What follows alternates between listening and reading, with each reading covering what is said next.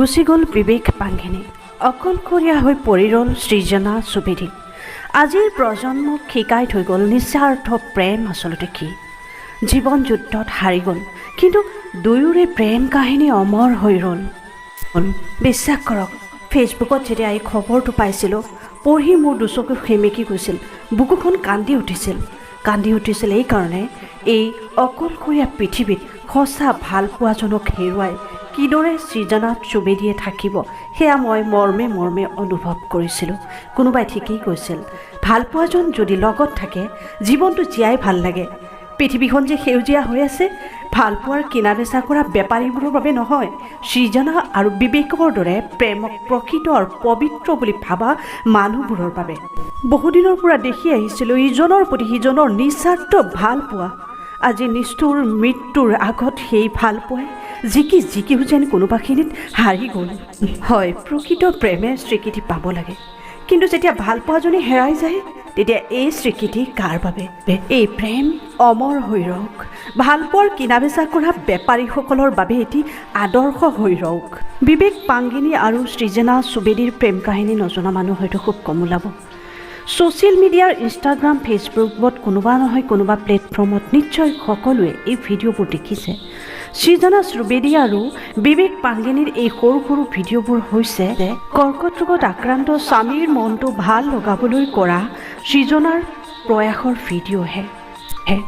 সৃজনা আৰু বিবেক আছিল একেখন কলেজৰ একেলগে পঢ়া ষ্টুডেণ্ট। সৃজনাতকৈ বিবেক আছিল ছিনিয়ৰ, আৰু তেনেকৈ তেওঁলোকৰ মাজত প্ৰেম গঢ়ি উঠিছিলে। সুদীৰ্ঘ 6 বছৰ কাল প্ৰেম কৰাৰ অন্তত বিবেক পাংঘিনীয়ে সৃজনা সুবেদীক বিয়াৰ প্ৰস্তাৱ দিছিল, আৰু তেনেকৈ তেওঁলোকে বিবাহ পাশত আবদ্ধ হৈ খুব আনন্দৰে সময় পাৰ কৰিছিল। কিন্তু বিয়াৰ 3 বছৰ অন্তত হঠাৎ বিবেকৰ শৰীৰত সেই অচিনা ৰোগে ধৰা পৰিছিল। হঠাৎ তেওঁ খোজ কাঢ়িব নোৱাৰা হৈছিল আৰু মূৰৰ বিষ অনুভৱ কৰিছিল। আৰু তেনেকৈ যেতিয়া ডাক্তৰৰ ওচৰত চেকআপত গৈছিল, তেতিয়া ধৰা পৰিছিল বিবেকৰ 4 নম্বৰ ষ্টেজ কৰ্কট ৰোগৰ। আৰু হঠাৎ তেওঁলোকৰ মূৰত খৰক ভাগি পৰিছিল। লাহে লাহে বিবেকৰ ট্ৰিটমেণ্ট আৰম্ভ হৈছিল যদিও 4 নম্বৰ ষ্টেজত ধৰা পৰা কৰ্কট ৰোগে বিবেকৰ সৰ্বশৰীৰ কুটি কুটি শেষ কৰিছিল। আৰু এনেকৈ এদিন ডক্তৰে ঘোষণা কৰিছিল যে বিবেক মাত্ৰ 6 মাহৰহে আলহী। আৰু তেনেকৈ বিভিন্ন চিকিৎসাত বিবেকৰ চুলি সৰি গৈছিলে। বিবেকৰ চুলি সৰা কাৰণে ইমানেই ভালপোৱা আছিলে, সৃজনায়ো তেওঁৰ নিজৰ চুলি কাটি পেলাইছিল। বিবেক এই পৃথিৱীত আৰু মাত্ৰ 6টা মাহৰ আলহী বুলি জানেও সৃজনাই ইমানেই প্ৰেম ভালপোৱা দেখুৱাই ইমানেই শুশ্ৰূষা কৰিছিল, প্ৰতিটো মুহূৰ্তত যাৰ দৰে লাগি থাকিছিল, আৰু কোনো মুহূৰ্তত তেওঁ আশা এৰি দিয়া নাছিল, আনন্দৰ উপভোগ কৰিছিল প্ৰতিটো মুহূৰ্ত। আৰু ছ'চিয়েল মিডিয়াত আপলোড কৰিছিল সেই সৰু সৰু মৰম লগা ভিডিঅ'বোৰ।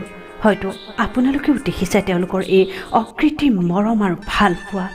আৰু আজি হঠাৎ বিবেক পাংঘিনীয়ে সৃজনা সুবেদীক এই পৃথিৱীত অকলশৰে এৰি গুচি গ'ল অচিনা দেশলৈ, আৰু কেতিয়াও ঘূৰি নহাৰ প্ৰতিশ্ৰুতি।